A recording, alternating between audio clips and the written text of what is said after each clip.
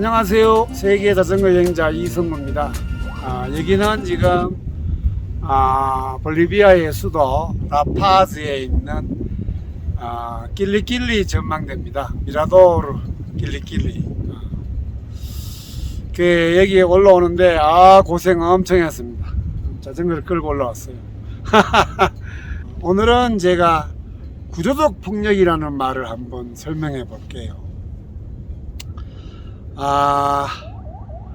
이제 뭐 큰 주제는 구조적 폭력인데 그 페루와 볼리비아의 교통 문화에 대해서 한번 설명해 보려고 합니다. 제가 어제 여기 현지 그 페루에 있는 여기 볼리비아에 있는 한인 그 식당 사장님을 만났어요. 잠깐 만나서 그냥 그 집에서 식사는 못하고 왔는데 쉬는 날이라서 그 페루 운전에 대한 얘기를 했더니 그분도 페루 애들이 그렇게 포악하대요. 그리고 그 운전 습관은 남미 전체 국가에서도 아주 악명이 높대요. 제가 그 페루 편을 찍으면서 그렇게 페루에 대해서 실망이 정말 컸고 힘들었거든요. 그걸 많이 이야기했는데 저는 볼리비아는 어떨까, 뭐 페루랑 비슷한 지형이고 자연적 조건도 비슷하니까 그렇지 않겠냐라고 솔직히 걱정을 좀 많이 하고 왔습니다. 그런데 의외로 이 볼리비아 애들은 운전 매너가 굉장히 좋네요. 저도 깜짝 놀랐어요. 걱정을 좀 많이 하고 왔는데 되려 운전 매너가 상당히 좋아서 근데 저는 참 그 지형도 거의 뭐 안데스 산맥 자락이니까 볼리비아나 페루나 비슷비슷할 텐데 왜 페루아노들은 그렇게 거칠고 야만스럽고 정말 야만스러울 정도로 운전을 가히 폭력적입니다. 뭐 제 주관적인 견해이기도 하지만 저는 그게 뭐 인정이 될 수도 있을 것 같아요. 제가 그동안 다녀본 나라 중에 최악은 무조건 인도입니다. 그거는 뭐 전 세계가 인정할 수밖에 없는 상황이고, 그 다음으로 나쁜 나라가 저는 페루 같아요. 베트남이 조금 불편하긴 하죠. 그 워낙 오토바이가 많이 달려서. 그런데 걔들은 그렇게 폭력적이진 않습니다. 가장 폭력적인 그런 운전 습관을 갖고 있는 게 1위는 무조건 인도고, 그 다음에는 저는 무조건 페루 같아요. 그래서 페루에 대한 실망이 저는 정말 컸습니다. 솔직히 한 83일 동안 다니면서 거의 매일 그 페루 운전자들을 때문에 막 스트레스를 정말 많이 받았던 것 같아요. 일반 여행자들은 아마 제 이 고통을 별로 못 느꼈을 거예요. 왜냐하면 다른 사람이 운전하는 곳에 앉아 있으면 되니까, 그죠? 저는 직접 자전거를 타고 다니니까. 잠깐 그런데 이제 제가 그 볼리비아에 와서 걱정을 했는데 다행스럽게도 볼리비아 애들은 그렇게까지 운전 습관이 포악하지는 않더라고요. 그래도 그렇게 좋지는 않아요. 그러나 워낙 제가 페루에서 고생을 했기 때문에 반대급부로 볼리비아 애들은 신사답네, 굉장히 운전 습관이 좋네라는 느낌을 지금 갖고 있거든요. 근데 제가 이제 오늘 페루에서도 느꼈고 볼리비아에서도 느꼈는데 이 사회는 교통 문화에 대해서는 구조적인 폭력이 있는 나라입니다. 이제 구조적 폭력이란 말은 뭐냐면, 그러니까 사회 전반에 걸쳐 있는 어떤 그 구조, 모든 그 얼개 짜임새가 그렇게 되어 있기 때문에 거기에 살고 있는 인민들은 그것이 고통인 줄도 별로 못 느끼면서 알게 모르게 엄청난 고통 속에서 살고 있는 것이 바로 구조적 폭력이라는 말이에요. 구조적 폭력은 뭐 여러 가지 예를 들 수 있습니다. 가장 쉬운 예가 육교 있죠. 육교가 그게 구조적 폭력이에요.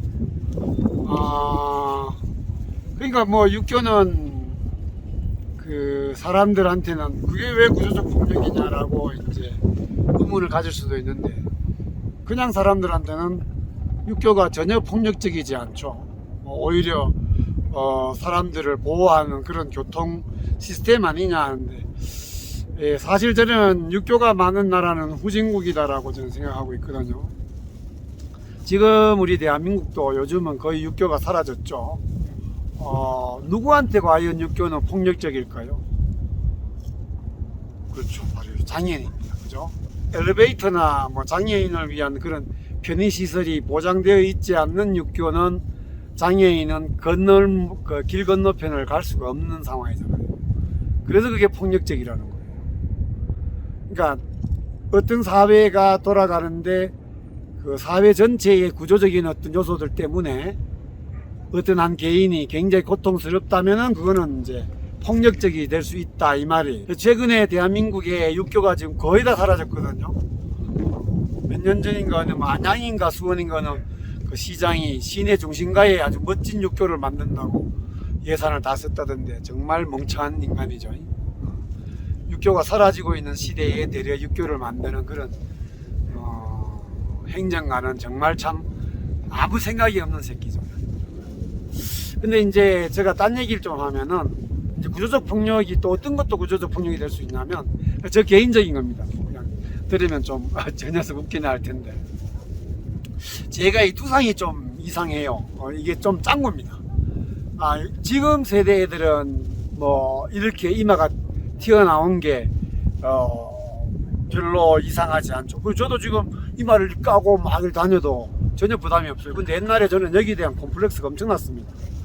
왜냐하면 그때 당시만 해도 이 앞이마가 튀어나온 애들이 별로 없었거든요. 요즘은 일부러 이렇게 만들잖아요. 그리고 제 뒷꼭지가 또 이렇게 들어갔어요. 제가 이마가 튀어나온 이유가 뒷꼭지가 들어갔기 때문이에요. 왜 그러냐면, 제가 쌍둥이였습니다. 동생은 결국 죽었는데 어릴 적에. 그래 이제 이 두 애가 이제 엄마 뱃속에 있으면서 이제 이 머리를, 걔 머리가 내 머리를 좀 짓눌렀나 봐요. 그래서 뒷꼭지가 이렇게 움푹 패여 있습니다. 쑥 들어가 있어요, 여기가요. 이걸 이제 머리를 빡빡 깎았었잖아요, 저희들 세대는. 저는 어릴 적부터 짱구, 뭐 용암 분출, 뭐 샘터, 뭐 별별명이 다 있었어요. 그러면 자 이제 저한테는 이게 지금은 뭐 제가 머리를 빡빡 민다고 해도 뭐 그렇게 또 이제 자아가 완전히 성립됐고 해서 거의 거기에 대한 스트레스가 없고 자유롭지만, 그 사춘기 때, 중학교, 고등학교 때, 그 청소년 때 머리를 빡빡 밀면요, 그래서 정말 모자를 꼭 쓰고 다녔어요. 그 머리를 가리기 위해서. 그러니까 근데 학교 교실에서는 모자를 벗어야 되잖아요. 그럴 때마다 애들이 별명을 갖고 놀려대는 거예요.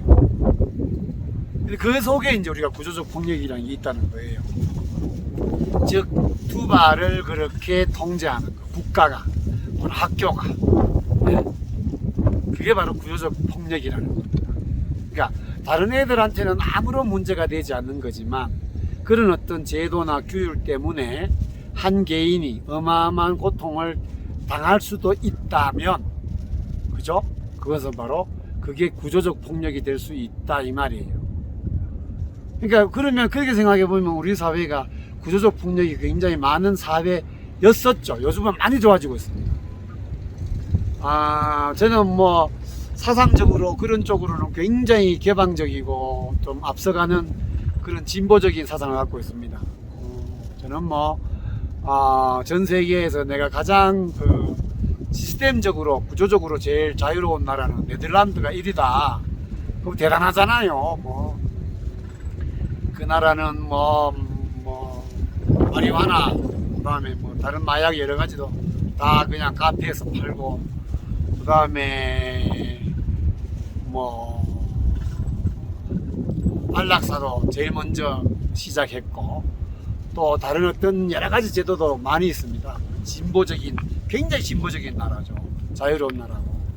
뭐 동성애 결혼 같은 거, 그거는 뭐 동성애에 대한 그 편견 같은 건 이미 다 사라진 나라예요. 그런 나라에서는. 그런데 뭐 아직도 대한민국은 동성애 퀴어 퍼레이드 한다고 그거 행사한다고 뭐 아주 난리를 치고 있으니 저로 봐서는 좀 답답한 게 많습니다. 뭐 또 이 영상을 보시고 저 인간이 미쳤나라고 할 줄은. 저는 네덜란드 사회를 한 가지만 좀 소개를 하면, 지금 이야기 나온 김에 제가 네덜란드 사회에 대해서 공부를 하다가 제일 놀랐던 게 그겁니다. 중증 장애인, 뇌성마비 이런 중증 장애인이 있죠. 그런 장애인에 대해서 국가가 그 섹스 서비스를 실시합니다. 저는 그 제도가 있는 거를 이렇게 알고 난 뒤에는 이런 행정을 펼친 사람들은 정말 이게 참 대단하지 않나 싶어요. 그게 뭐냐면요, 여러분들 저는 한국의 우리 영화 감독 중에 제가 제일 존경하는 분이 이창동 감독인데, 이창동 감독이 만든 그 오아시스라는 영화가 그런 주제를 갖고 있습니다. 그게 뭐냐면요, 자, 우리 인간은 누구나 다 성욕이 있잖아요. 그죠? 누구나 다 성욕이 있잖아요. 그런데 그 중증 장애인, 즉 그 뇌성마비, 왜 온몸을 뒤틀면서 이렇게 행동해야 되는, 그때 그 오아시스에서는 문소리 씨가 그 역할을 했는데 정말 연기를 잘했어요.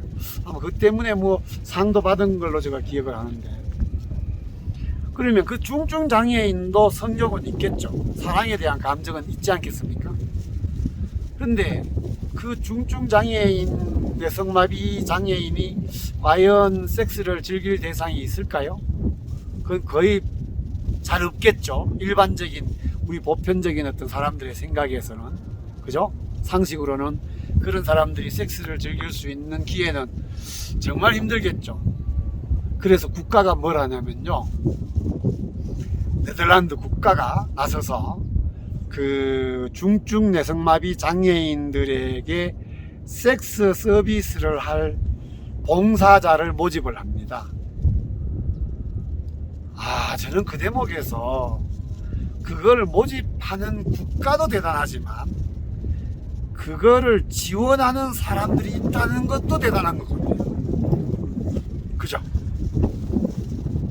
아무리 성욕이 넘쳐도 중증 장애인, 뇌성마비 장애인과 섹스를 하고 싶은 마음은 좀 안 생기지 않을까요?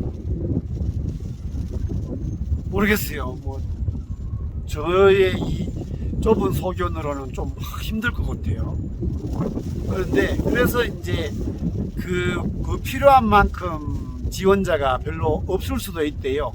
그럴 때는 국가가 나서서 뭘 하냐면요, 그 매춘부를 삽니다.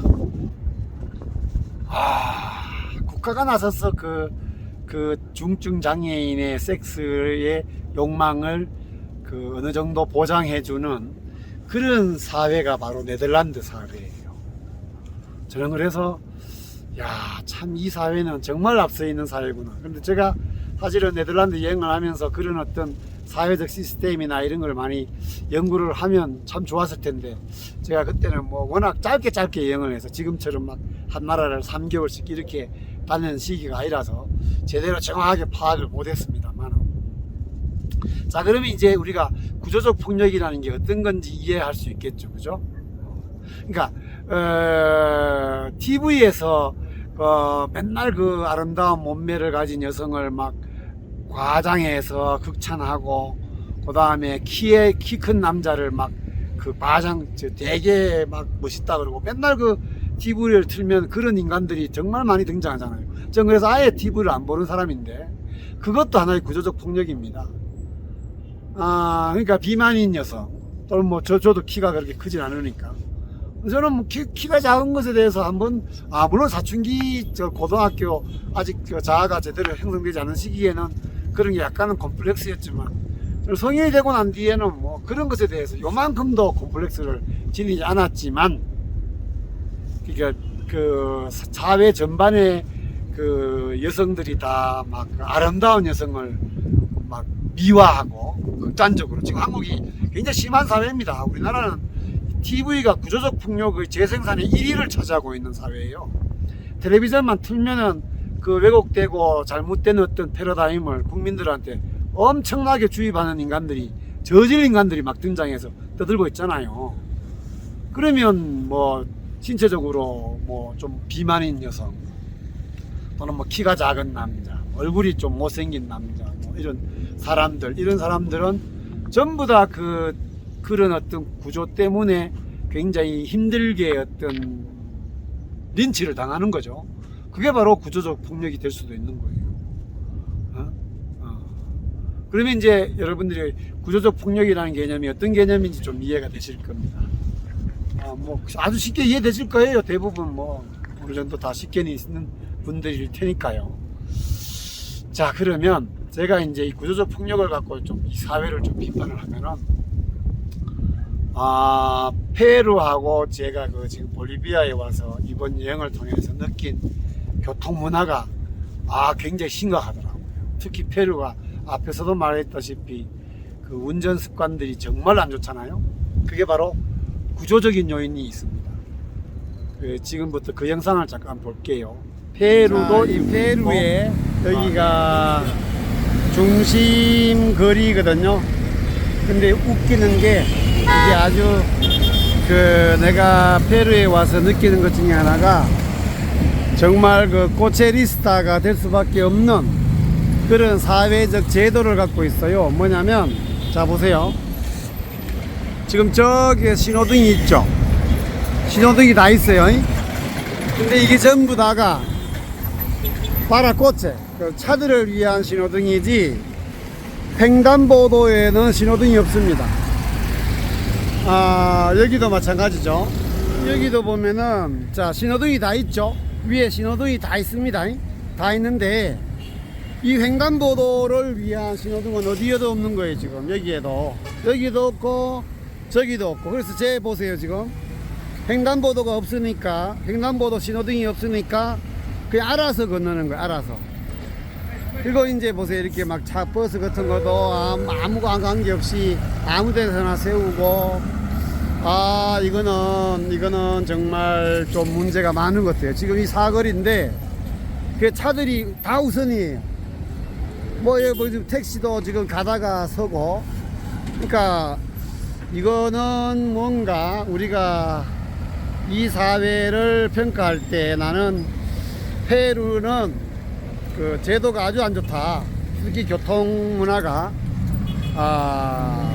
뭐 혼자 막 이럴 데 없고 보다 무조건 차 중심입니다. 그래서 나는 왜 페루에서 자전거를 타는데 굉장히 좀 힘들었거든요. 그동안 그 이유가 이제 바로 이런 점 때문이에요. 그러니까 사람들 머릿속에 무조건 자전거나 보행자는 무시될 수밖에 없는 대상들인 거예요.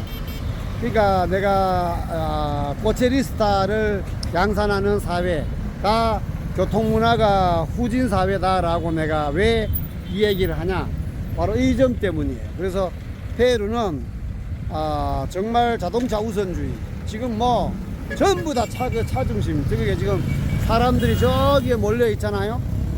저 사람들이 지금 신호등이 지금 없잖아요. 신호등이 없는데, 그러니까 알아서 건너가야 돼요. 잠시 후에. 그리고 좀 이따가 보면은 그러니까 다른 차들이 좌회전을 할 때 사람들이 우르르 건너가요. 그래서 처음에는 굉장히 당황스러웠거든요. 왜 이런 이상한, 저 보세요. 지금 저기에서 횡단보도에서 버스가 서버려요. 그러니까 이건 뭐 정말 잠시도 긴장감을 늦추면 안 되는 그런 저기가 저 횡단보도인데 저기가 사람들이 버스를 기다리고 있네요. 참 이거는 무언가 제도적으로 자꾸간 좀 문제가 있는 시스템입니다. 그래서 페루 와서 가장 또 불편한 것 중에 하나가 바로 이 점입니다. 그러니까 일반 여행자들은 못 느낄 그런 건데 저는 이게 좀 많이 심각을 해요. 지금도 여기 보면은 뭐 알아서 건너는 거예요. 알아서. 아주 나는 이게 뭔가 잘못되어도 한참 잘못된 제도다 라는 생각이 좀 많이 드네요. 오케이. 참 내가 지금까지 여행한 나라들 중에 이렇게까지 자동차 중심의 문화를 제도적으로 만든 그런 나라는 좀 드문 것 같아요. 자, 이제 다 보셨는데 이게 바로 이제 구조적 폭력이에요. 그러니까 그 사회 시스템적으로 차들을 위한 신호등은 있고 사람들을 위한 신호등은 없는 거예요.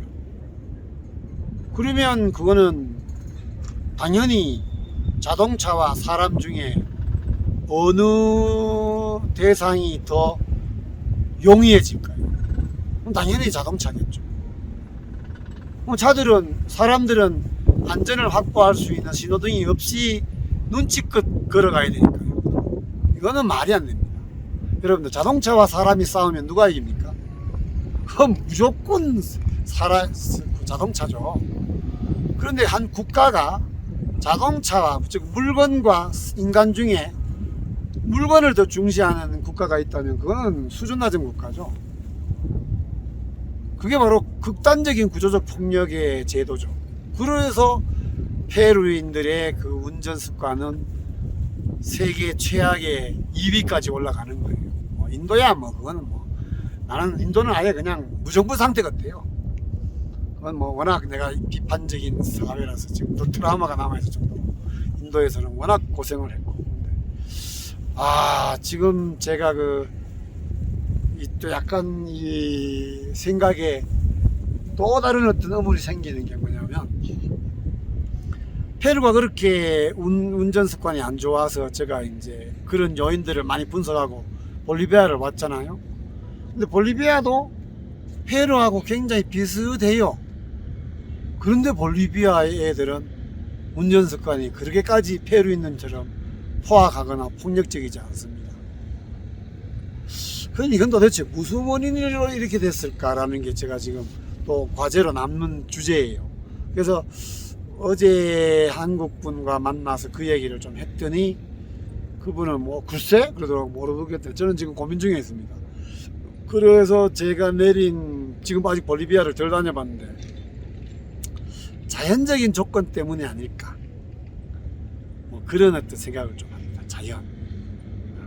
어쨌든 그래서 오늘은 구조적 폭력이 어떤 건지를 한번 세계 여행을 다니면서 사회를 바라보는 이성구가 한번 주절주절 얘기를 해봤습니다.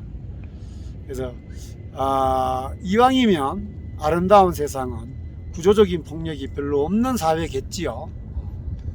구조적 폭력이 난무하는 사회는 그거는 안 됩니다. 그죠?